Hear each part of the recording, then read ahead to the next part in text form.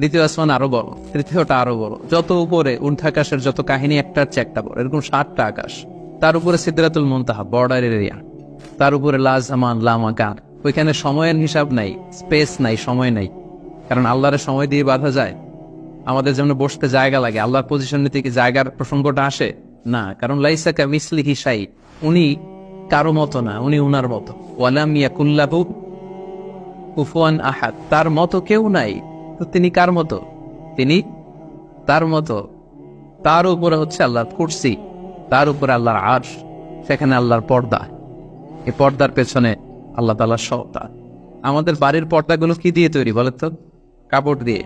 আল্লাহর পর্দাগুলো আলো দিয়ে তৈরি, নূরের পর্দা। পর্দাটাই আলো। এজন্য সাহাবারা জিজ্ঞেস করেছিলেন, ইয়া রাসূলুল্লাহ হাল রাআইতা রাব্বাক, আপনি কি মেরাজের রাতে আপনার রবকে দেখেছিলেন? রাসূল সাল্লাল্লাহু আলাইহি ওয়াসাল্লাম বলেছিলেন, নূরুন আন্না আরাহু, উনি তো নূর, আলোর পর্দা, চোখ ঝলসে যাওয়ার মতো অবস্থা, আমি কিভাবে দেখবো? তার মানে সরাসরি দেখেননি। আল্লাহ তাআলার সাথে সিক্রেট মিটিং হয়েছিল, কনভারসেশন হয়েছিল, কথাবার্তা হয়েছিল। তার উপরে হচ্ছে আরশ। ওই আরশের ছায়ার নিচে কিয়ামতের ময়দানে আল্লাহ তাআলা 7 শ্রেণীর ব্যক্তিকে স্থান দিবেন। কয় শ্রেণীর? 7 শ্রেণীর ব্যক্তিকে স্থান দিবেন। যে দিনটা হবে 50,000 সানা মিম্মা তা'উদ্দুন, 50,000 বছরের সময় একটা দিন, কিয়ামতের দিন। 50,000 বছর। মানুষগুলো সব হয়রান হয়ে যাবে।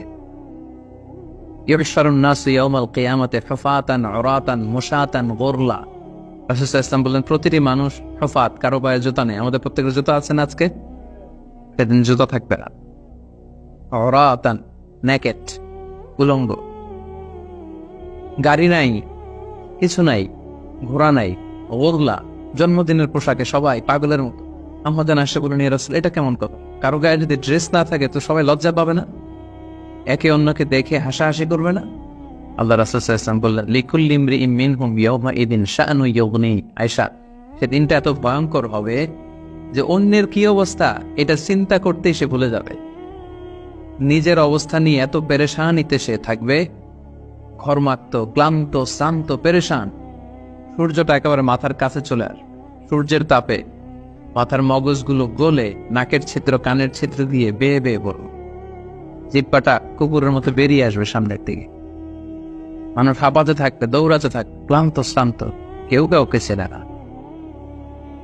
ইয়াউমা ইয়াফিরুল মারউ মিন আখিহি ওয়া উম্মিহি ওয়া আবিহি ওয়া সাহিবাতিহি ওয়া বানিহি। ভাই ভাইকে চিনবে না, পরিচয় দিবে না। মা ছেলেকে দেখে পরিচয় দিবে না, বন্ধু বন্ধুকে দেখে পরিচয় দিবে না। সবাই ইয়া নাফসি ইয়া নাফসি। ওই ভয়ঙ্কর দিনে আল্লাহ তাআলা 7 শ্রেণীর লোককে তার আরশের নিচে ছায়া দিবেন।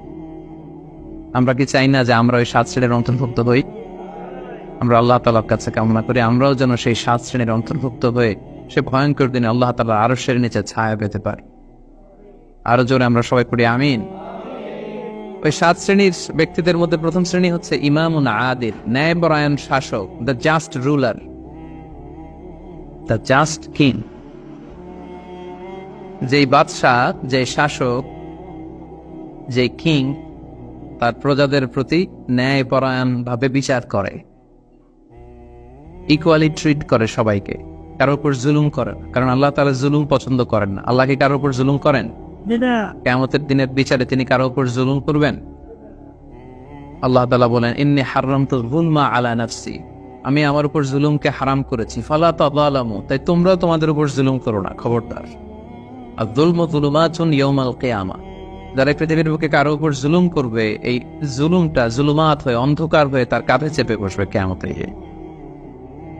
সো আল্লাহ তাআলা প্রথম 7 জনের মধ্যে সর্বপ্রথম যাকে আরশের নিচে ছায়া দিবেন তিনি হচ্ছেন ইমামুন আদিল, just king, the just ruler, ন্যায়পরায়ণ শাসক, যারা আদালতের সাথে কাজ করে। ইন্নাল্লাহা ইয়া'মুরুকুম বিল আদলি ওয়াল ইহসান, আল্লাহ তাআলা এই আদালতের ব্যাপারে, জাস্টিসের ব্যাপারে সবসময় তিনি আদেশ করেন। জাস্টিস ভায়োলেট হয়, ন্যায়পরায়ণতা, ইনসাফ, এটা ভায়োলেট হয়, এটা আল্লাহ তাআলা কখনো চান না। যারা বিচার করার সময় ন্যায় বিচার করে, উভয় পক্ষের কথা শুনে, যারা রায় দেওয়ার সময় ন্যায়সঙ্গত ভাবে রায় দেয়, যারা জনগণের ট্রিট করার সময় সঠিকভাবে ট্রিট করে, সেই ধরনের রাজা যারা, সেই ধরনের কিং যারা, রুলার যারা, তারা সেখানে স্থান পাবে।